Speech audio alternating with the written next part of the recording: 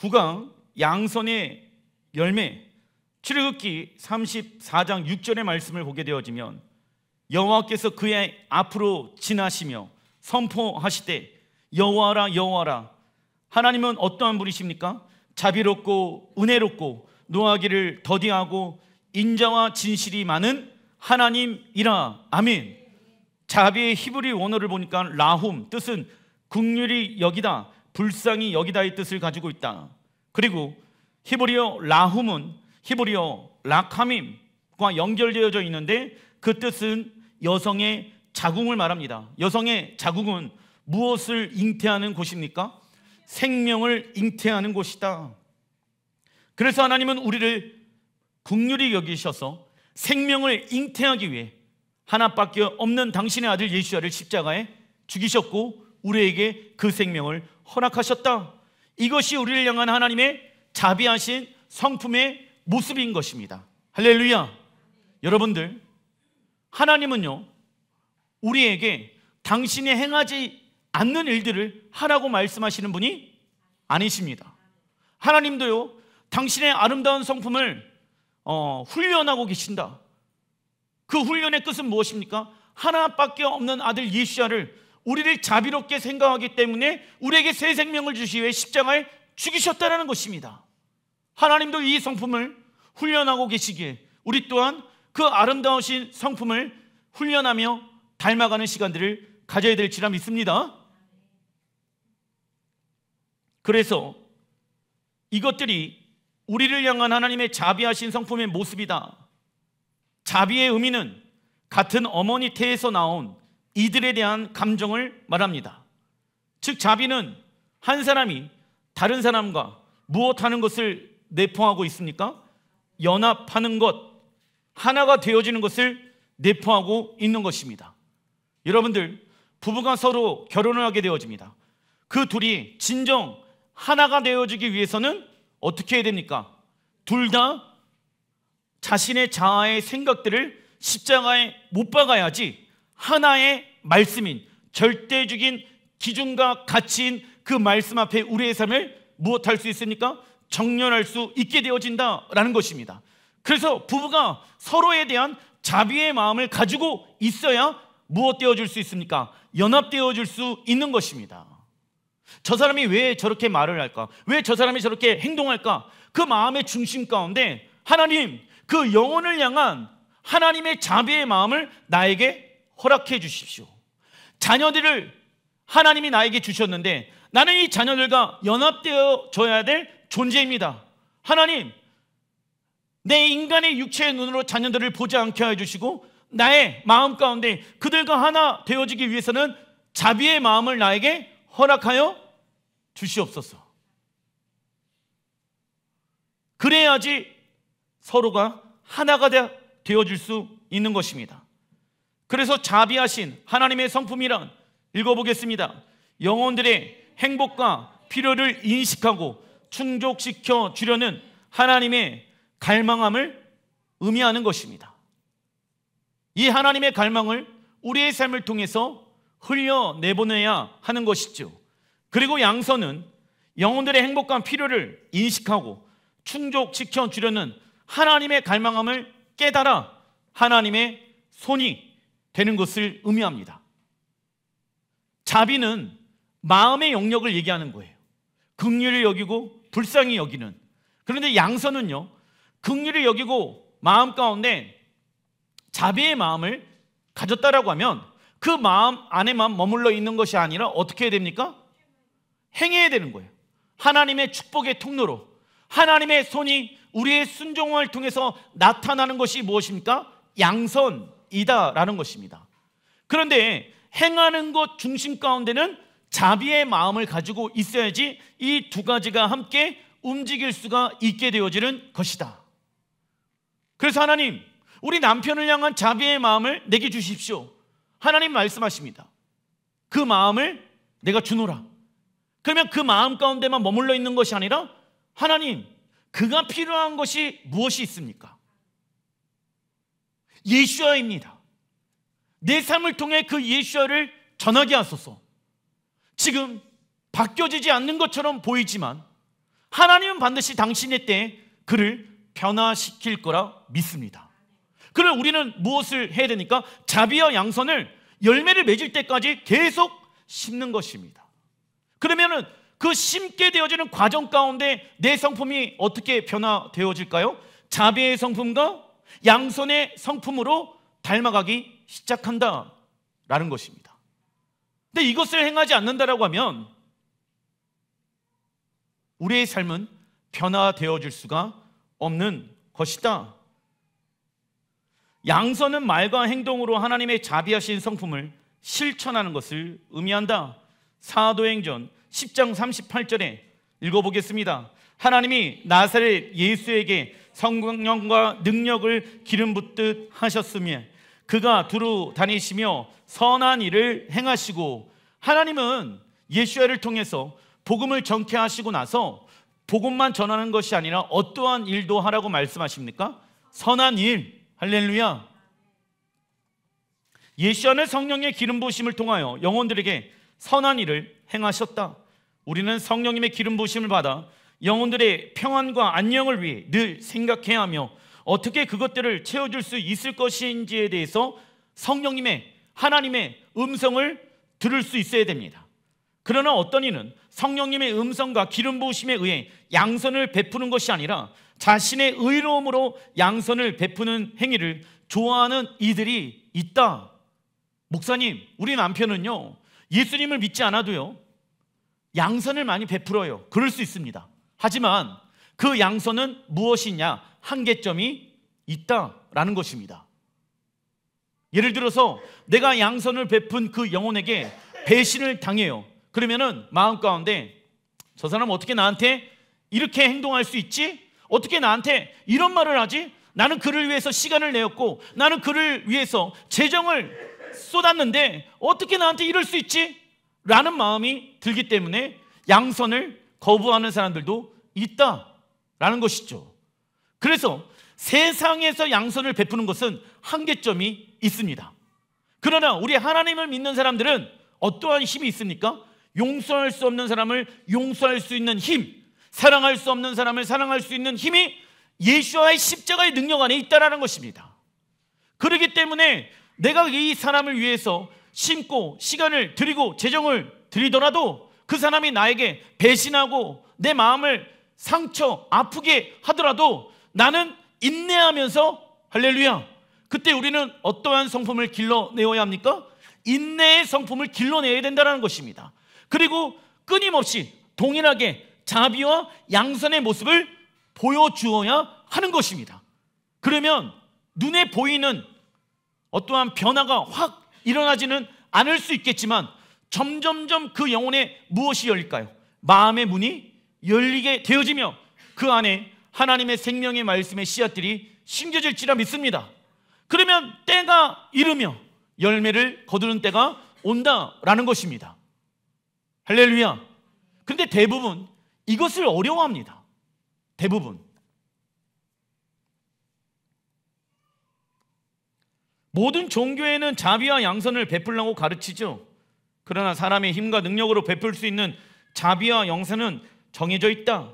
그래서 하나님의 자비와 양선이 나타난 예수와의 십자가를 경험한 사람만이 용서할 수 없는 사람을 용서할 수 있는 힘과 사랑할 수 없는 사람을 사랑할 수 있는 힘을 갖게 되어 지속적으로 하나님의 자비와 양선을 영혼들에게 흘려내보내줄 수 있는 것이다.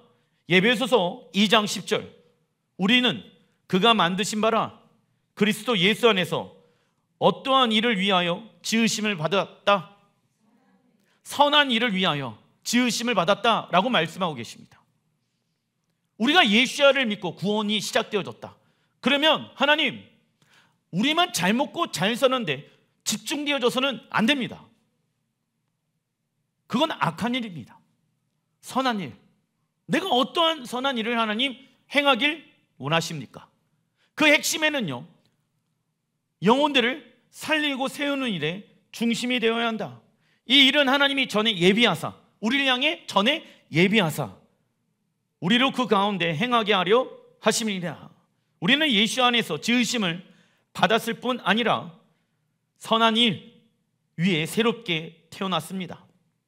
그리고 선한 일의 중심에는 무엇이 있어야 됩니까? 하나님 말씀에 순종하는 모습이 있어야 된다. 내 자아가 중심되어져서 선한 일을 하는 것이 아니라 하나님이 내 마음의 중심, 하나님의 말씀에 순종하는 모습이 내 마음의 중심 가운데 있어야 된다. 그래서 여러분들, 선한 일에는 우리가 나타나면 됩니까? 안 됩니까? 우리가 드러나면 안 된다. 선한 일의 중심에는 주님이 드러나고 주님이 나타나야 합니다. 그래야지 선한 하나님의 양선의 열매를 맺을 수가 있게 되어진다. 그래서 선한 일이라는 것은 특별한 기회가 인생에서 생겨 영혼들을 도와주는 것보다는 흔한 일상 속에서 하나님의 음성을 듣고 영혼들을 위해 기도하거나 필요한 것을 채워주는 것을 말합니다. 물론 선교지나 해외 봉사활동을 함으로 선한 일을 할 수도 있겠지요. 그러나 여러분들, 전임 선교사님들 외에 평신도들은 열방 가운데 나가 있을 일들이 그리 많지 않습니다. 근데 어떤 사람들은 꼭 열방 가운데 나아가야지만이 선한 일을 한다라고 생각합니다. 과연 그러할까요? 선교지에서는 너무나도 날아다니고 너무나도 잘 영혼들을 섬기는데 한국으로 돌아오면 그게 가정에서, 교회에서 안 되는 사람들도 너무 많이 있다라는 것입니다. 왜 그럴까요? 디모데전서 5장 10절에 있습니다. 선한 행실의 증거가 있어 혹은 자녀를 양육하며 나와 있죠? 여러분들, 하나님 보시기에 선한 일을 지속적으로 행할 수 있는 일 중에 첫 번째가 무엇입니까? 자녀들을 양육하는 거예요. 자녀들을 키우는 거예요. 우리 아이들이요, 말도 안 들어도 무엇처럼 안 듣는다? 더럽게 안 들을 때가 종종 있더라. 하지만 계속 하나님의 양선을 베풀어야 하는 때가 자녀들을 무엇할 때입니까? 양육할 때라는 거예요. 하나님 언제 바뀝니까? 하나님 말씀하십니다. 너가 자녀들을 양육하기 시작하게 되어졌을 때 양선의 성품을 지금 만들어가고 있는 것이다. 할렐루야. 이게 하나님 보시기에 어떠한 일이다? 선한 일이다. 네 인생 네가 사는 거지. 네가 알아서 살아. 내버려 두고 아무런 양육을 하지 않는다. 그 아빠 엄마는요, 마음에 양선의 마음이 없는 거예요. 지가 알아서 알겠지. 관심도 없어. 때가 되어지면 알겠지. 그 아버지는요, 그 어머니는요, 지금 선한 일을 가정에서 하고 있지 않는 것입니다. 나는 돈만 벌어오면 되는 거 아니야? 이거 아닙니다. 양선은요, 돈으로만 하는 것이 아닙니다. 대부분 남자들이 밖에서 돈을 벌고 오기 때문에 본인들이 해야 할 일을 다 했다라고 생각합니다. 그거 아닙니다. 집에 돌아와서 어떻게 됩니까? 자녀들을 양육해야 됩니다. 돈만 벌어온다고 해갖고 끝나는 것이 아닙니다. 자녀들과 함께 인생의 비전이 무엇인가? 자녀들과 함께 이 세상에서 어떻게 살아가야 하는가? 하나님의 말씀을 통해서 자녀들에게 양육해 줘야 됩니다. 물론 밖에서 일하고 왔기 때문에 힘이 들죠. 쉬고 싶죠. 하지만 하나님의 양선의 성품을 길러내어야 하는 핵심 가운데 하나가 어디입니까? 가정이라는 것입니다. 그리고 무엇을 또 행하라고 말씀합니까? 나그네를 대접하며. 하나님이 여러분들에게 나그네를 붙여주신다. 목사님, 우리 집 너무 좁아요.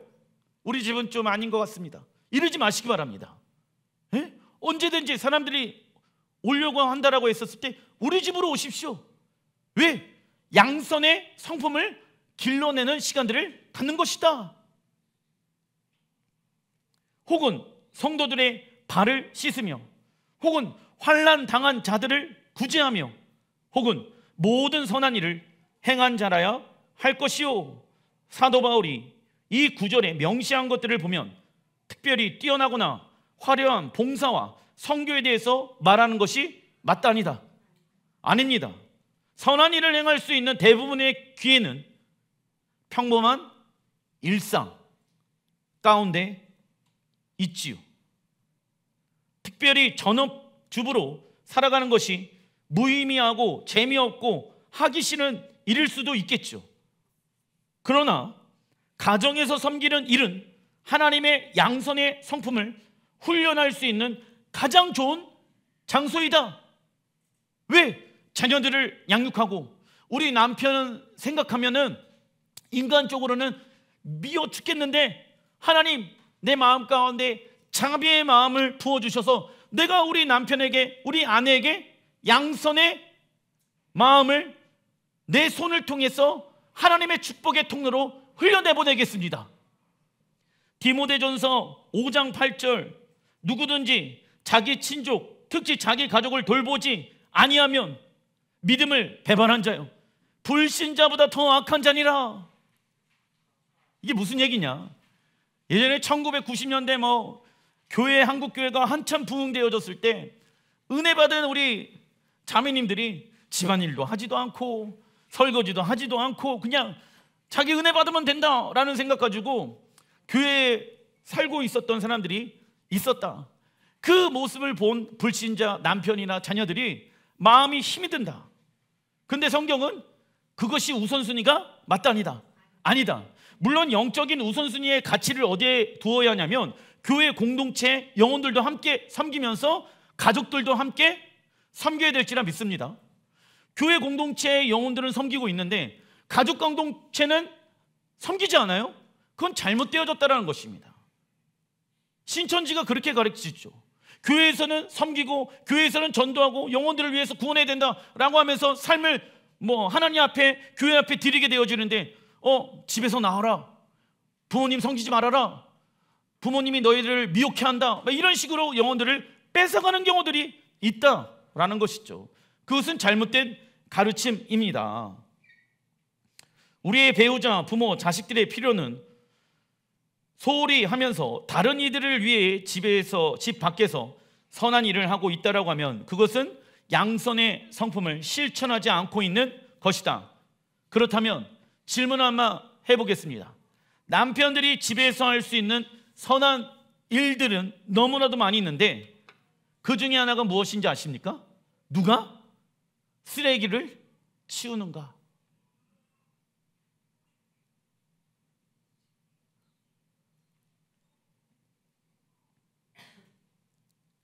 쓰레기를 치우는 것은 힘이 들죠.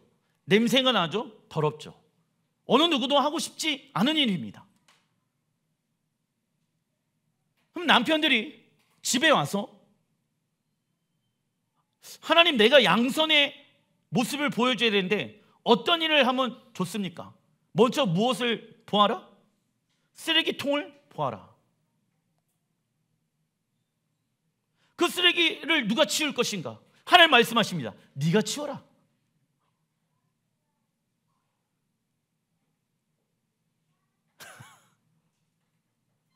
이게 양선의 성품을 길러내는 것입니다. 더럽고 힘들고 냄새나는 일 누가 하면 좋을까요? 하나님 말씀하십니다. 내가 너에게 자비의 마음을 부어줄게. 네가 해라. 이것을 부모가 행동으로 보여줘야지 자녀들이 양선의 마음을 가지고 결혼해서 그렇게 살아갈 수가 있게 되어지는 것입니다. 가장 좋은 가르침은 말로 하는 것이 아니지요. 부모가 먼저 행동하는 것입니다. 그러면 자녀들은 자연스럽게 우리 아빠가 쓰레기통을 치우네. 이건 남자가 치우는구나. 더럽고 힘들고 무거우니까. 그러면 자녀들 또한 마음 가운데 아버지의 모습을 보면서 양선의 성품을 가지게 되어진다. 목사님, 저희 집안은요 양반 집안입니다. 그런 일을 하면 안 됩니다. 그거는 무슨 일이다? 악한 일이다. 그런 게 어디 있습니까? 우리의 기준은 우리나라의 전통입니까? 하나님의 말씀입니까? 하나님의 말씀이죠. 아내가 힘들어하는 일이 있어. 그러면 양선을 베풀어야 될 우리 남편들은 밖에서 물론 힘들게 살고 들어왔지만 양손을 베풀어야 될 일들이 있다라는 것이죠. 그런데 집에서는 아무것도 안 하고 TV만 보고 있고 이러면 안 되지요. 왜요? 하나님의 양선의 성품을 길러낼 수가 없기 때문입니다. 자녀들에게 선한 일을 하도록 가르치길 원한다고 하면 부모가 가장 모범을 보이는 것이 가장 좋은 가르침입니다. 가정에서 선한 일을 행하는 것은 귀찮고 싫은 것이 아닌 어떠한 일에 동참하는 것입니까? 하나님의 일, 하나님의 사역. 여러분들이 가족들을 위해서 설거지를 하고, 여러분들이 가족들을 위해서 빨래를 하고, 예수야를 믿기 전에는 가사 노동이었죠. 힘들었죠. 그러면서 전업주부들이 왜 나만 이렇게 살아야 되나, 이런 갈등도 어려움들이 있었지만 그런 나는 십자가에 죽었습니다. 그리고 하나님 말씀하시는 거예요. 너가 행하는 모든 것들이 영혼들을 위해서 양선을 베푸는 일이다. 그것이 착한 일이고 그게 선한 일이다. 그 기준이 무엇이 되어야 됩니까? 하나님의 말씀이 되어야 한다. 왜 나만 이런 일을 해야 됩니까? 그것이 아니라 부부가 서로가 다 도와줘야 될 영역들을 해야 한다라는 것이죠. 그렇지 아니하면 가정에 샬롬을 만들어낼 수가 없습니다. 그래서 어렸을 때부터 자녀들에게 부모가 보여줘야 되는 거예요. 말로만 가르치는 것이 아니라 삶으로 보여주고 나타나 주어야 한다. 그래야지 우리 자녀들이 행복한 결혼 생활을 이어갈 수가 있게 되어진다. 근데 목사님, 우리 아버지 어머님은요, 나에게 좋은 모습들을 보여주지 않았어요. 괜찮습니다. 그러한 나는, 옛 자아는 십자가에 죽었습니다. 나는 부활하여 다시 태어났습니다. 그리고 내 성품은 이제부터 하나님의 성품을 닮아가기로 결정하였습니다. 할렐루야. 과거에 묶여있지 마시길 주의 이름으로 축원드립니다. 목사님, 저는 원래 이런 사람입니다. 그런 사람은 십자가에 죽었습니다.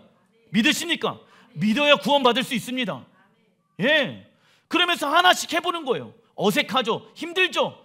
하지만 하나씩 해보는 것입니다. 그때 아내는 응원해야죠. 어이구, 잘한다. 근데 그때 아내가 그것밖에 못하냐? 하지마 그냥. 이러면 됩니까? 오랜만에 양손을 베풀려고 하는데 아내들이 초를 쳐. 하지마. 일만 더 생겨. 어휴, 지겨워. 내가 다 해야 되잖아 또. 이러지 마세요. 뭘 박살 내더라도 양손을 베풀려고 남편들이 하려고 하잖아. 그러면 어떻게 됩니까? 잘한다. 좀 이상해 보이더라도 잘한다. 이래야지. 그래야지 할 맛이 나는 거 아니겠습니까? 근데 꼭 그것밖에 못하냐? 차라리 사람 돈 주고 써갖고 그냥 해. 하지마. 당신 그냥 있는 것만으로도 그냥 앉아만 있어. 이러면은 무슨 일이다? 악한 일이다. 아시겠죠?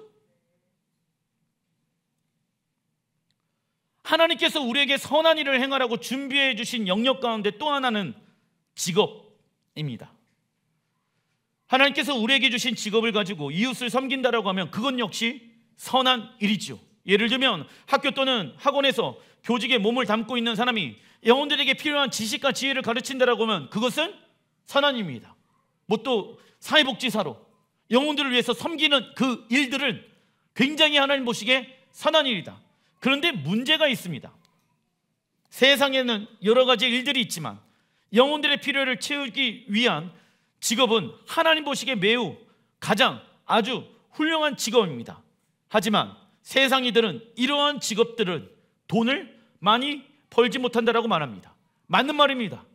하지만 그리스도인이 직업을 선택할 때 그것을 통해 부자가 될 기회로 여기기보다는 하나님이 우리에게 행하라고 계획해 놓으신 선한 일들을 선택하는 것이 훨씬 더 훌륭하고 훨씬 더 하나님 보시기에 좋은 직장을 가지고 있는 사람입니다. 할렐루야. 사람들이 봤었을 때는 쟤는 왜 돈도 안 되는 일을 하냐라고 이야기할 수 있어요.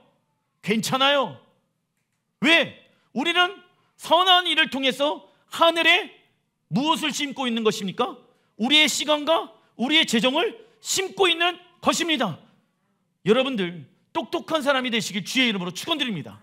똑똑한 사람이 뭔지 아십니까? 이 땅에서의 부를 쌓는 것은 죽으면 다 갖고 가지 못한다. 말씀드렸죠? 환절기를 넘어가요. 옷들이 많아요. 옷을 사기는 하는데 버리지는 않아. 그러면은 계속 어떻게 되어지고 있다? 쌓이고 있다. 하나님, 누구 보니까는 좀 춥게 입고 다니는 것 같은데요, 내 가지고 있는 하나를 남에게 주는 것입니다. 양선을 베푸는 것이죠. 그런데 이러한 양선을 행하는 일들은 세상에서 환영을 받지 못합니다. 왜? 결국은 돈의 문제에 걸려있기 때문입니다. 봉사하고 헌신하고 영혼들을 위해서 살아가는 그 직업군을 안 좋게 여기고 있는 사람들도 있더라라는 것입니다. 하지만 우리 예수야를 믿는 사람들은 영혼들에 관련되어진 일을 하는 이유는 하나님 나라에 다 심고 있는 것입니다. 우리는 왜 이러한 생각을 해야 됩니까? 우리는 대부분의 시간들을 일터에서 보내기 때문입니다. 만약 우리가 그곳에서 선한 일을 할 기회를 찾지 못한다라고 하면 우리의 삶의 절반은 버려지고 있는 것이다. 그래서 믿음으로 살아가는 삶을 훈련해야지 무엇으로부터 자유케 되어질 수 있으니까 재정, 돈에서부터 자유케 되어지는 거예요. 아, 나에게 하나님의 부르심이 이 일이지. 내가 지금 돈을 벌지 못하더라도, 사람들에게 박수를 받지 못하더라도 난 그 일을 감당할 거야. 그러면 재정은 하나님께 속했는데 나는 믿음으로 살아가면 하나님이 나의 모든 재정을 채우시기 시작한다라는 것이죠. 예수야는 누가복음 5장 4절에 깊은 데로 가서 그물을 내려 고기를 잡으라 말씀합니다. 이때 베드로는 자신의 경험과 기술 또는 지식, 생각에 의지하지 아니하고 예수야의 말씀을 의지하여 믿음으로 그물을 던지는 순종을 한 결과 153마리의 물고기를 잡히게 되어진다. 로마서 6장 16절에 너희 자신을 종으로 내주어 누구에게 순종하든지 그 순종함을 받는 자의 종이 되는 줄을 너희가 알지 못하느냐. 무슨 얘기입니까? 어떠한 말에 순종하느냐에 따라서 나의 주인이 결정되어진다. 내가 세상 말에 순종하면, 세상 말에 의해 결정되어지고 살아간다라고 하면 나는 세상의 종이 되어진다. 그러나 내가 하나님의 말씀에 순종하여서 어떠한 일을 선택하게 되어지면 나는 하나님의 종이 되어진다. 우리가 누구의 말에 영향을 받아서 어떤 것을 선택하느냐에 따라서 나의 주인이 바뀐다. 만일 우리가 만몬의 말을 따라 행동한다라고 하면 만몬이 우리의 주인이 될 것이다. 그러나 우리가 하나님의 말씀을 따라 행동한다라고 하면 하나님이 우리의 주인이 되어주실 것입니다. 우리가 직장을 왜 다닙니까? 돈 때문입니까? 아니면 하나님의 말씀을 듣고 그의 뜻을 따르기 위해 순종하는 것입니까? 우리의 결정에 누가 영향을 주고 있습니까? 그리스도인의 모든 삶의 공급자는 오직 누구이십니까? 하나님 한 분이십니다. 회사의 사장이나 직장이 아니죠. 회사 다니기 때문에, 직장 다니기 때문에 안정감이 있다. 잘못되어진 거예요. 왜? 우리의 진정한 안정감은 누구입니까? 하나님이십니다. 그래서 우리의 모든 삶의 안정감은 사람이나 직장에 있지 아니하고 오직 하나님께 있지요. 마태복음 6장 21절 내 보물이 있는 그곳에는 내 마음도 있느니라 말씀합니다. 그러면서 뭐라고 예수님께서 말씀하시냐면 22절 읽어보겠습니다. 눈은 몸의 등불이니 그러므로 내 눈이 성하면 온몸이 밝을 것이요 눈이 나쁘면 온몸이 어두울 것이니 그러므로 내게 있는 빛이 어두우면 그 어둠이 얼마나 더하겠느냐 말씀합니다. 여러분들, 자비와 양선을 베풀기 위해서는 시간과 재정과 권리 포기가 필요합니다. 그런데 하나님 보시기에 선한 일, 즉 양선을 베푸는 일을 하려고 했었을 때 가장 좋은 곳은 가정과 직장이라는 거예요. 그런데 그 직장을 우리가 선택하게 되어졌을 때 돈을 많이 벌지 못할 수도 있다는 것입니다. 그래서 우리는 재정을 하나님께 내어드리며 믿음으로 살아가는 삶을 훈련해야 한다. 그러면서 예수님께서 뭐라고 말씀하시냐면 보무는 곳에 마음이 있다.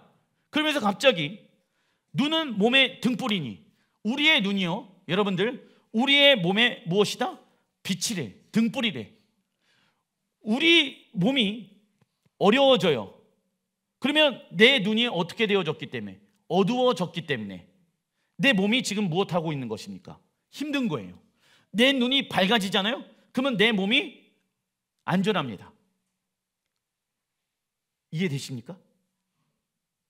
예수와는 우리의 눈이 성하면, 온전하면 온몸이 밝을 것을 말씀하시다. 성하다, 헬라어 원어를 보니까 하플루스, 뜻은요, 적어놔 주십시오. 단순하다. 단순하다. 즉 우리의 눈의 초점은 한 가지, 원띵, 단순해야 된다. 무엇에? 하나님의 아름다우심에, 하나님의 아름다움에 맞추어져야 된다. 하나님 나라에 우리의 초점이 한 가지에 집중되어지면 우리의 몸이 어떻게 되어진다? 편안해진다. 한 가지를 바라봐야 되는데 시야가 두 개로 보여요. 그러면 내 눈이 지금 고장이 난 거죠. 그러면 그 결과 내 몸이 어떻게 되어진다고요?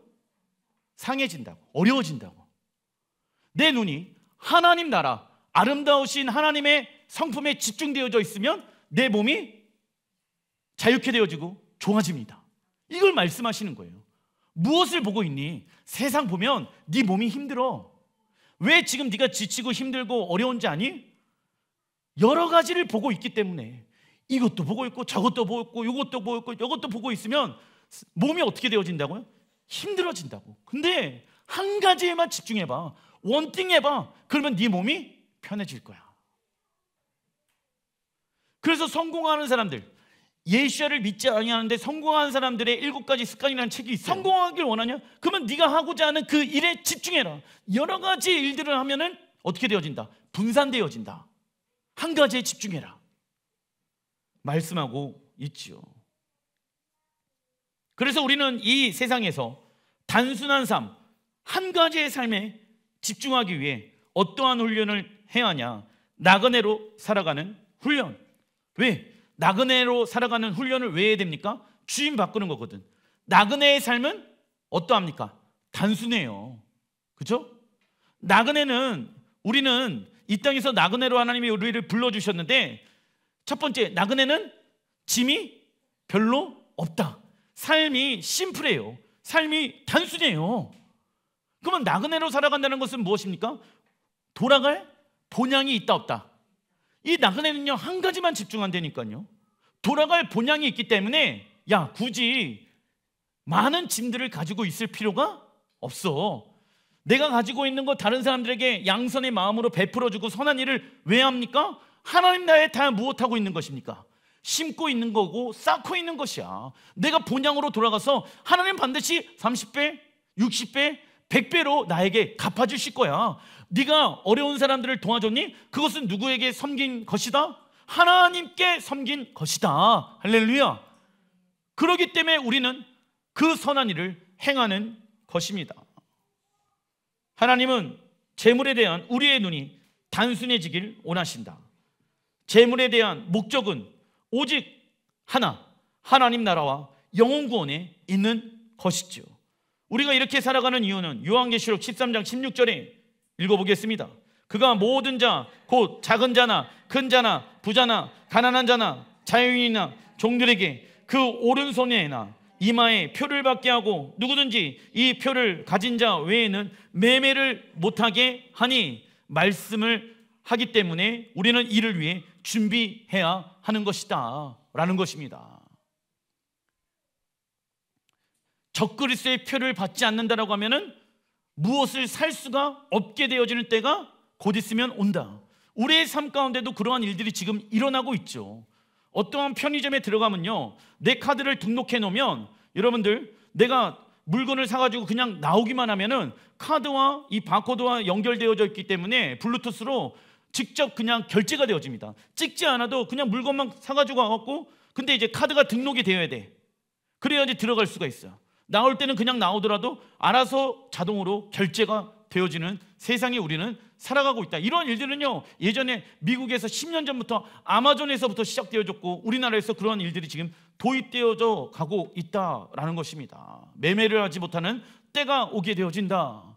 그리고 신앙생활도 마찬가지입니다. 어떤 사람들은 유튜브 보면서 설교 듣고 은혜를 받는다라고 하는데, 여러분들, 적그리스도가 나타나면 유튜브 하나님 본인의 말에 대적하는 말을 전하는 목회자들이나 선교사님들을 어떻게 할까요? 차단시킬 수 있습니다. 동성애 반대. 우리는 동성애에 반대합니다. 왜요? 하나님의 말씀과 반대되어지는 것이기 때문에. 단락 2번 고린도후서 8장 3절에 힘에 지나도록 자원하여 이 은혜와 성도 섬기는 일에 참여함에 대하여 우리에게 간절히 구하니. 양선을 행하는 방법에 대해서 성경은 말씀하고 있는데 그 방법에 대해서 알아보겠습니다. 첫째, 양선은 힘에 지나도록 자원하는 것이다. 영혼들을 위해 선을 행하고자 하는 그리스도인들은 시간과 재정이 없을 때라도 내주어야 할 때가 많이 있지요. 그리고 우리의 수중에 여력이 안 되어지는 상황에 놓여져 있을 때에도 있습니다. 재정이 부족해. 근데 하나님이 그런 마음을 주셨어. 이때 우리가 하나님께서 다른 영혼들을 위해 선을 행하는 것을 중요하게 생각하신다는 것을 붙잡고 있지 않는다라고 하면 우리는 재정이 없어서 또는 너무 바빠서 영혼들을 돕지 못할 것이다. 그리고 여러분들, 우리가 언제 이 마음을 잃어버리게 되어지냐면, 목사님, 제가 보니까요, 양선이 필요한 사람들은 정해져 있어요. 도움이 필요한 사람들은 정해져 있어요. 이 사람은 맨날 도와달라고 해요. 그런 것 같아요. 맞아요. 맨날 도와달라고 해. 그래갖고 삶이 바뀌냐? 안 바뀌는 것 같아. 여기에 낙심하면 된다, 안 된다? 안 된다라는 거예요. 인간적으로는 왜 쟤는 받기만 해? 왜 쟤는 도움만 구해? 자기가 삶을 변화시켜야 되지. 맞아요. 근데 사람을 변화시키는 거는 하나님이 하십니다. 우리는 그때까지 하나님의 복음의 메시지와 하나님이 우리에게 말씀해 놓으신 그 말씀에 순종할 뿐입니다.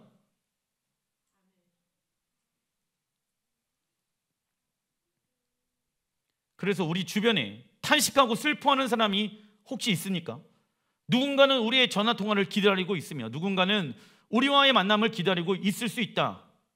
이때 우리가 주의해야 할 것이 있습니다. 가정의 재정 상태가 좋지 않은데 하나님께서 주신 마음이 있다고 해갖고 영혼들에게 다 갖다 주는 것은 주의해야 된다는 거예요. 하나님이 나에게 이런 마음을 주셨어, 여보. 그런데 그 달은 마이너스야. 그러면 뭐라고 얘기해야 됩니까? 잘못 들었어, 여보. 다음 달에 합시다. 아니야, 목사님이 즉시 온전히 기쁜 마음으로 하라고 그랬어. 그런데 빚으로 그렇게 양선을 베푸면 됩니까, 안 됩니까? 그거는 잘못된 자기의 의로움입니다. 둘째, 양선을 베푸는 방법. 양선은 선을 행하다가 낙심하지 않는 것이다. 선을 행하는데 우리가 종종 낙심할 때가 있습니다. 수십 번 지치는 상황에 처해야 할 때가 있지요. 그리고 우리가 영혼들을 위해 심해 지나도록 섬겼는데도 불구하고 변하지 않거나 오히려 배신과 상처를 줄 때가 많이 있습니다. 그러나 고린도후서 4장 16절에 읽어보겠습니다.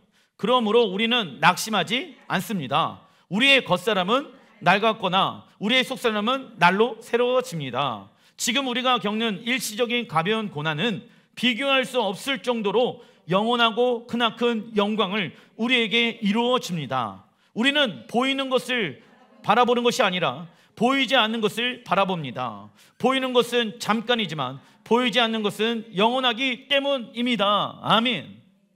우리가 하나님을 믿으면서 낙심하지 않을 수 있는 이유는 겉사람은 낡아지고 속사람은 날마다 새롭게 되어지기 때문이다. 이러한 사람은 예수의 십자가의 복음의 능력을 통하여 하나님의 영광에 참여하는 것이다. 그러나 우리가 하나님을 믿으면서 영혼들 때문에, 사람들 때문에 낙심하는 이유는 무엇이 살아있다는 증거일까요? 겉사람, 내 자아, 내 중심, 이것들이 살아있기 때문에 못하는 거예요.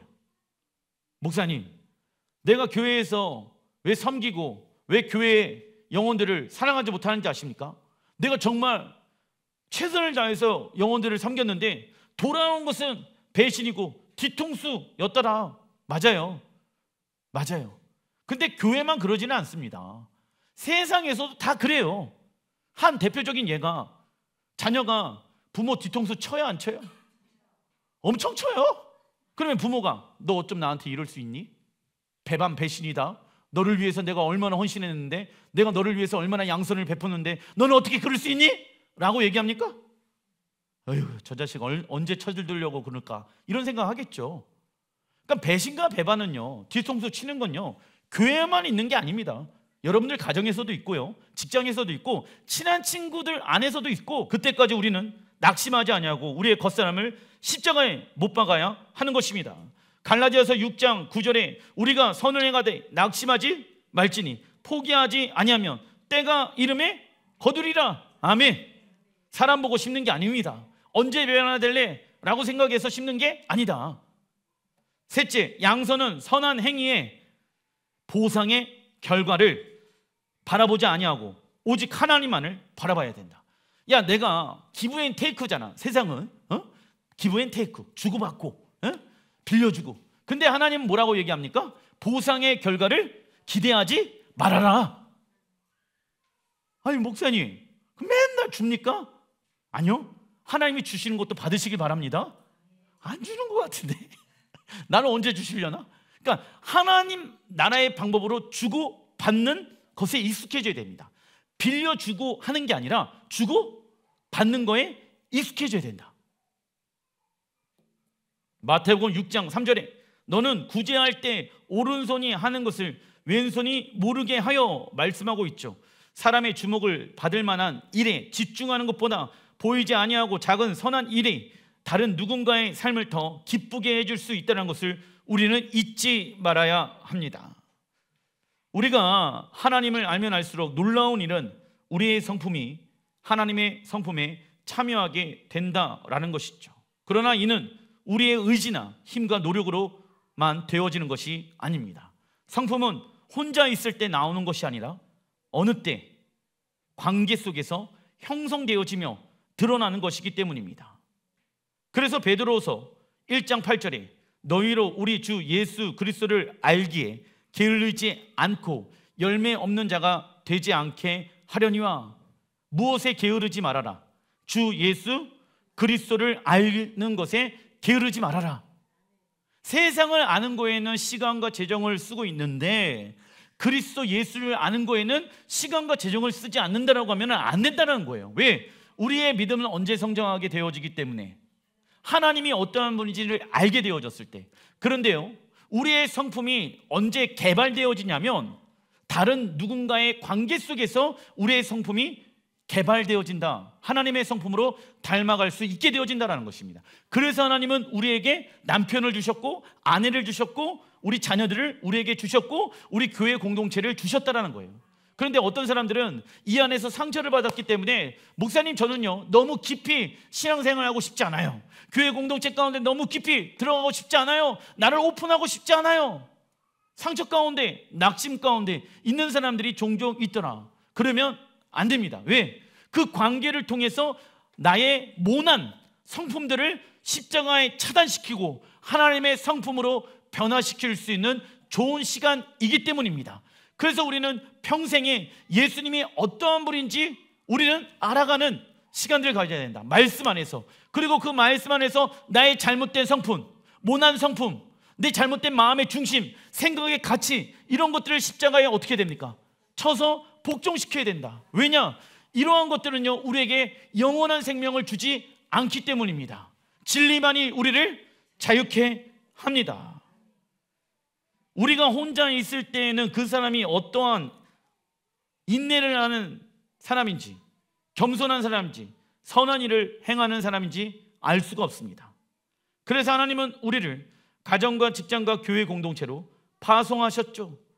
우리가 먼저 하나님과 올바른 관계를 이루어간다라고 하면 우리는 점점 하나님의 형상을 닮아가게 되어 다른 이들이 우리의 삶을 보면서 하나님의 형상을 보게 될 것입니다. 말씀을 마무리 짓겠습니다. 하나님이 여러분들에게 가정과 직장과 교회 공동체를 허락하신 이유 중에 하나는 여러분들의 자아가 드러나고 나타나기 위함인 것입니다. 그 안에서 우리가 해야 될 것은 하나님, 우리 남편이, 우리 아내가, 우리 자녀들이 예수야를 믿지 않습니다. 내가 무엇을 하면 좋을까요? 복음을 전했는데 그들이 그 복음을 듣지 않고 있습니다. 그때 하나님이 말씀하십니다. 내가 해야 할 것은 내 자아를 그 관계 속에서 하나님의 성품으로 그들에게 보여주는 축복의 통로가 되어라 라고 말씀하십니다. 그러려면 인내해야죠. 참아야죠. 오래 참아야 됩니다. 그래야지 열매를 맺을 수 있기 때문입니다. 때가 이름에 열매를 맺는 그날까지 여러분들 양성과 자비와 인내를 열매를 맺는 여러분들 되시길 주의 이름으로 축원드립니다. 기도하겠습니다.